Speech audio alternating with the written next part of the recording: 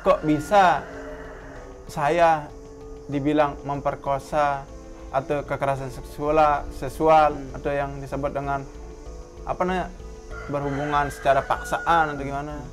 Terus terang, bagaimana cara saya maksa? Kalau tidak saya dibukain, bagaimana cara saya mau kayak gitu? Inilah Iwayan Agus Suartama alias Iwas, seorang pemuda 21 tahun asal Mataram, Nusa Tenggara Barat, yang belakangan ini viral di sosial media lantaran kasus dugaan pelecehan seksual. Yang membuat kasus ini menjadi sorotan, ia ditetapkan sebagai tersangka oleh aparat kepolisian karena diduga telah melecehkan mahasiswi, padahal Iwas tidak punya kedua tangan. Dan yang lebih mencengangkan lagi, korban dugaan aksi lelaki penyandang disabilitas ini ternyata mencapai 15 orang, termasuk diantaranya anak-anak.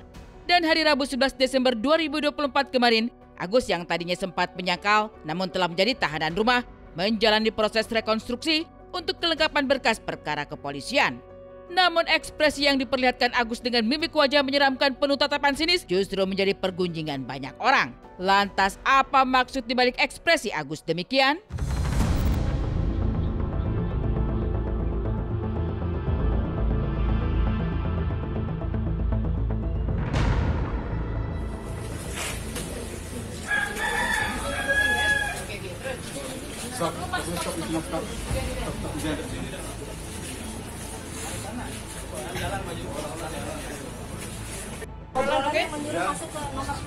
Nah, pertama kan ini ngarahin masuk di sana, terus dia bilang nomor 6 disuruh masuk, langsung masuk.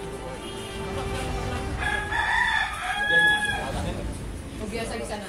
Oke ya, biasa langsung di sana. Oke. Anak-anak juga ada ini ya. Anak-anak ada yang satu melarikan diri, tapi yang dua usia itu berapa yang melarikan diri? usia 14 tahun. Oke, berarti dia pun bisa melarikan diri pada saat itu. Ketika 14 tahun kemudian dia dibawa ke homestay, tapi dengan dia cara ditekan-tekan bahwa ini kamu salah karena membuli dan segala macamnya. Oke. Jadi Jadi ada caranya masing-masing terhadap individu masing-masing. Iya, tergantung dari kemudian kira-kira dia dapat Titiknya di mana untuk bisa mengendalikan korban. Itu pasti sangat di luar nalar ya, udah di luar expect kita, apalagi dengan kondisi tubuhnya yang sudah seperti itu. Kalau dilihat secara fisik, kadang kita berpikir secara logika itu nggak mungkin.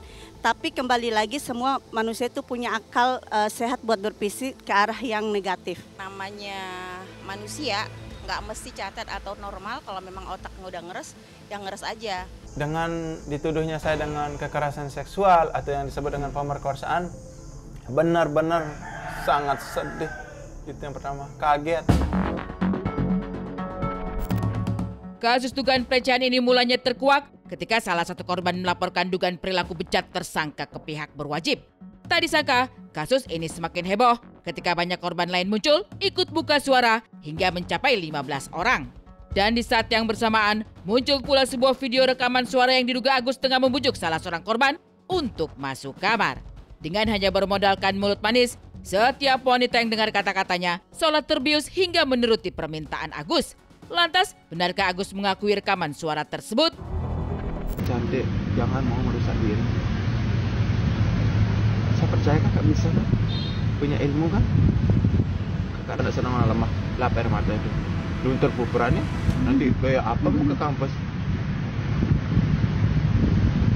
Kakak bersih sendiri, sampai kakak sholat pasti tak bisa sholat. Karena ada ganjalan. Kan perjuangan kakak tuh, ya Allah. Hanya hidup sendiri dan berjuang sendiri. Benar tak? Nekat gara-gara hal sepele.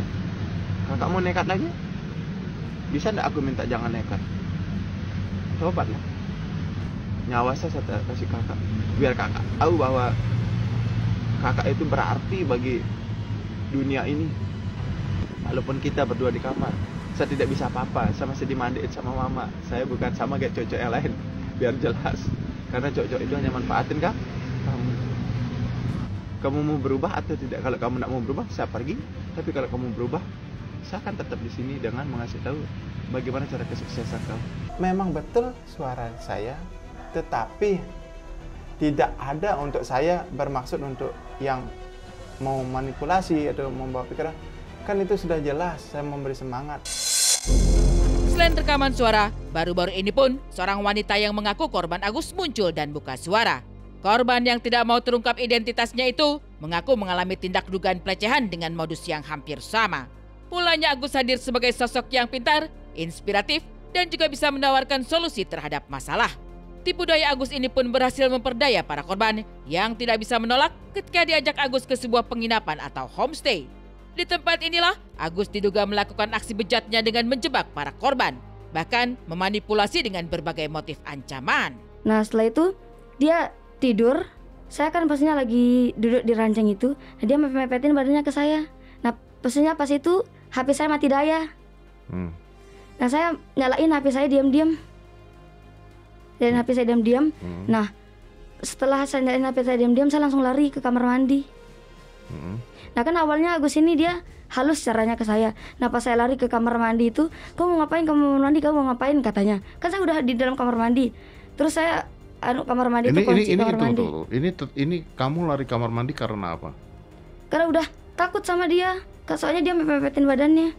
Nah di kamar mandi saya telepon teman saya sampai sempat videoin dia. Telepon teman untuk dijemput? Iya, untuk dijemput. Terus saya kamu tuh berhijab ya? Iya. Disuruh buka katanya? Iya, saya disuruh buka tapi saya nggak mau katanya. Itu jangan nodain agamamu katanya. Sebelum kasus ini di pengadilan begitu, jangan dulu menghujat anak saya dengan bilang penjahat kelas berat, penjahat begini begitu. Pokoknya sebelum ada keputusan dari pengadilan kita terus berjalan begitu. Untuk menyikap kasus ini secara terang benderang, awak media pun mendatangi homestay, tempat di mana Agus biasa membawa para korbannya. Dan setelah ditelusuri ke tempat penginapan tersebut, fakta baru pun tiba-tiba mengemuka. Memang sering datang ke sini? Sehari itu bisa 2 kali. Okay. Saya pribadi sih yang nerima dia di sini. Kalau kadang kan Sabtu Minggu saya kan libur nggak kerja. Sabtu Minggu dia kerja, dia biasanya tiba-tiba siang sudah ada. Sudah ada. Saya pribadi yang langsung terima. Ini gitu. Berarti memang familiar dan sering ke sini ya? Sering. Nah, setiap hari, hampir setiap hari. Hampir setiap hari tuh dengan orang yang berbeda. Berbeda ya.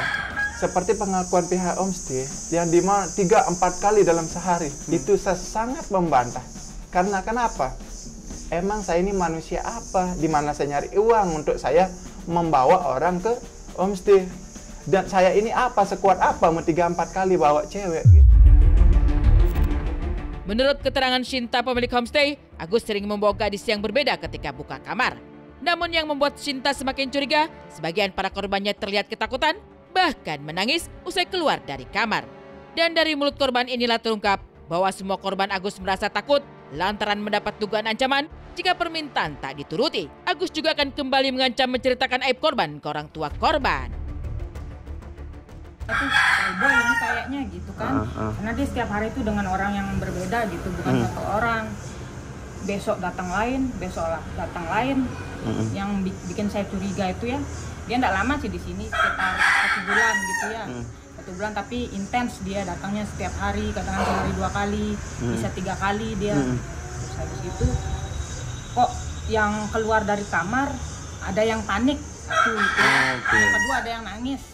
Yang ketiga ada yang lari. Di teman-teman yang lain itu sebenarnya dia sadar, tetapi kemudian dia sudah terjebak pada satu kondisi di mana si pelaku itu dia percaya pada pelaku ini orang pintar satu. Yang kedua nanti kalau ini nggak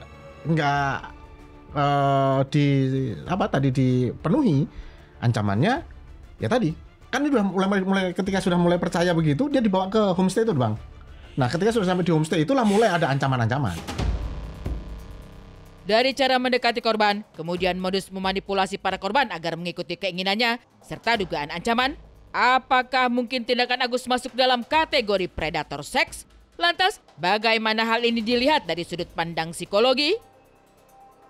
Menurut aku ini adalah termasuk dalam kasus predator seksual, di mana memang pelaku mentargetkan orang-orang yang bisa menjadi korban gitu. Di sini ada modus operandinya gitu, dan perilaku kekerasan seksual ini berlangsung secara terus-menerus gitu dengan korban yang bergonta-ganti. Tentu manipulatif gitu. Manipulatif itu kan kita bisa lihat dari berbagai hal ya, misalnya memanipulasi perasaan, memanipulasi emosi gitu, memanipulasi di sini dimanipulasi apa? Memanipulasi rasa takut itu udah pasti. Gitu. memanipulasi, memainkan perasaan takut dari korban agar korban mengikuti apa yang dia mau. Itu manipulasi. Kemudian memanipulasi perasaan bersalahnya, memanipulasi perasaan malunya. Gitu, dengan ngomong kalau misalnya kamu nggak ngikutin nanti aku bocorin. Itu kan lagi dimanipulasi perasaan malu. Biar nggak merasa malu maka kamu mesti ngikutin aku gitu. Itu adalah manipulasi, bentuk dari manipulasi yang dilakukan oleh pelaku untuk membuat korban mengikuti apa yang diinginkan oleh pelaku. Dari rangkaian panjang kasus pelecehan seksual yang dilakukan Agus terhadap para korbannya, seperti apa kabar Betari Karlinda, aktris pemeran film Catatan Si Boy yang kini muncul setelah 25 tahun menghilang? Saksikan sesaat lagi hanya di Insert Investigasi.